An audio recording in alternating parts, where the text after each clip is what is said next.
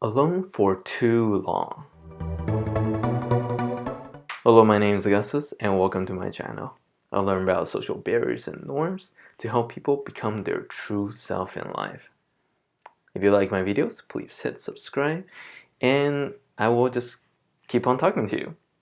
So this will be nice. I want to talk a little about being alone for too long on this particular video and its effects on you. It's very tough to be alone. I feel like if you don't have that kind of social connection and that relationship with some person at all, then it really wears on you. Because I feel like as people, we need relationships.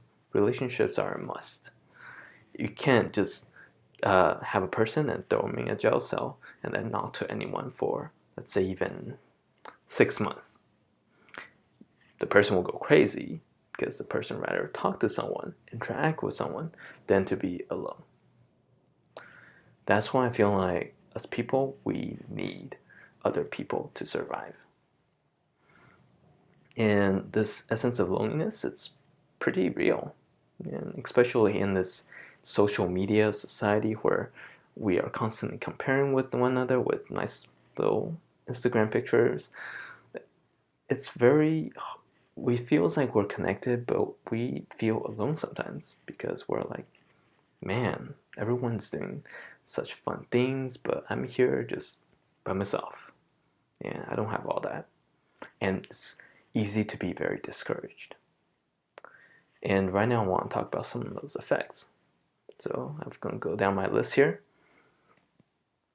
Oh, the first one that really comes up is being more sensitive to the things that people say. When you're alone for too long, you start to really assume things about people.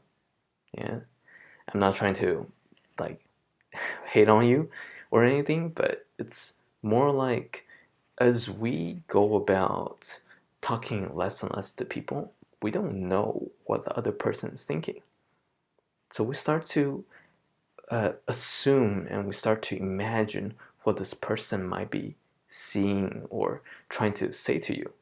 So even like the slightest movements, even the smallest things that people say, you overthink that. And that really changes the way that you view the world. Because of that small action, you paint the rest of the picture. And that rest of the picture is usually negative. And you become very sensitive to any type of criticism. And you start to really assume that the world's out there to get you. It changes the way that you see the world because you just haven't contact with people for so long. There's not that relationship. You want that relationship, but you just can't sustain it for so long. And it feels pretty bad. And the second one is losing social skills. This one's pretty obvious. When I was a good portion of time just by myself for the early part of my life, I lost a lot of social skills. Basic things like talking to people, saying hi, and trying to talk to people in a more welcoming way. I lost all that. So I was basically like a brick. You talk to it and then it doesn't do anything or talk to you back. And when you are isolated away from people, you'll naturally start to become more and more different because you don't behave in the same way as others. And body language is like a language. You need to practice it in order for you to become better at it and to be more fluent, or you start to lose it. That's your social skills. But all these things can be cultivated. It can be learned. All you have to do is jump right back in, take small steps, and just as you can lose that skill, you can regain that skills. So don't worry, it's gonna be fine. And the third one is about confidence. Kind of in the same lines with feeling, incompetent.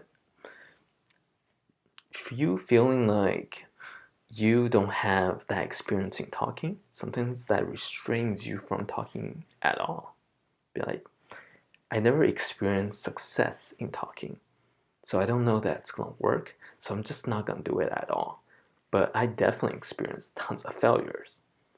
So it just makes me like not want to talk at all. So you lose that confidence in wanting to having a conversation and believing that you can carry a good conversation with someone else. So that's another one, things that you want to look at. And the fourth one, this one is pretty tough. Probably the thing that I really wish a lot of people cultivated, and a lot of times you don't really know how to. It's having a low self-worth. This is the single most factor that I really wish if anyone started and you're in a spot that this is something that you'll look into and cultivate, is your self-esteem. This is how much you believe you're worth.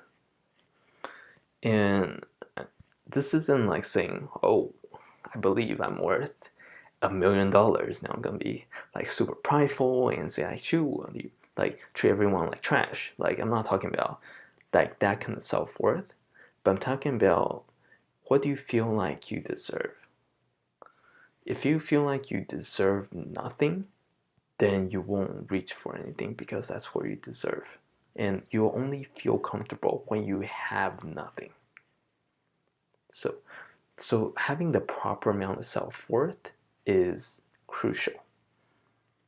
There are people that feel like, oh, they're worth like $1 million and being a little delusional and they only deserve like the best, and then they will stop. They will be jerks and do everything, treat people like trash. Don't be like that. But understand that you are worth good things, that you deserve good relationships, that you deserve something because you are a person, that you have the value of a person, that you're having a dignity and you deserve the respect as a person. That is what I'm talking about, self-worth. And if that is not ingrained inside of you, then you will throw away everything until you're comfortable at a place where you think you don't deserve anything at all. This is crucial. If anything, tackle this issue first. And you can do this through therapy, through books, and there's nothing wrong with those things. It's anything to get you to that point. And if it takes years, do it, because this will be worth it. Okay, now on to the next point. Growing to be a little more bitter towards the world. This is where I feel like it's something that comes up over time, because if you are, let's say, if I'm feeling really bad and I'm suffering here, and then the world is not really doing anything to help me, I feel bad over here. Why would I want the world to do any better? They're not helping me. Like, if I'm like suffering over here, why would I want you to be well with what your life is? I want your life because you have it so much better. This is where that sense of jealousy, bitterness that comes up. And sometimes it feels justified. I mean, these are emotions that are inside of us, but understand that these emotions will not get you anywhere. Like growing to be a little more resentful of why people are not helping you and coming to your help and aid. This is one of the things that you kind of have to take on your own and basically reach out for therapy. Because this kind of mindset, it really wears on you. It really changes the way that you interact with people. And this will naturally push people away because you don't want the best for them. You're jealous of them. You're envious of them. And people don't like talking to people that have that kind of sort of attitude. And it's not that, I know in some ways it feels like you're justified in having this, but I really just want you to take this time and cultivate what's the self-worth first, and let that be the change of your source. because this kind of mentality is a result from that.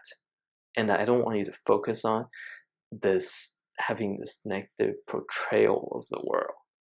It really it's not helpful, and I really just don't want to see you in that place. And the last one is less adaptable. If you are used to just being by yourself, then you're used to just being by yourself, comfortable by yourself, and you won't adapt to change that much. It makes you very inflexible.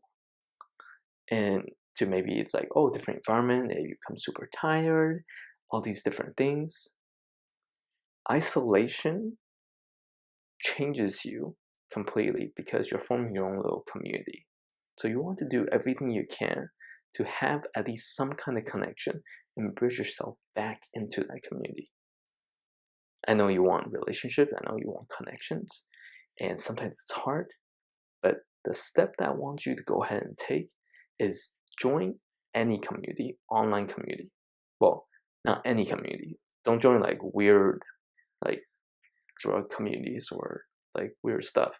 So join like a online community, common interests, where you can talk and just interact with people. That be the main, well, not the main, the first form of connection that you can have to real people interaction. And it's important. But take that first step. I mean, I have a newsletter if you want to join that. That's cool too. But you can just go online, search for forums, and type in like your interests and join those forums. And let that be your start.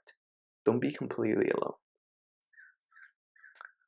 So that's pretty much it.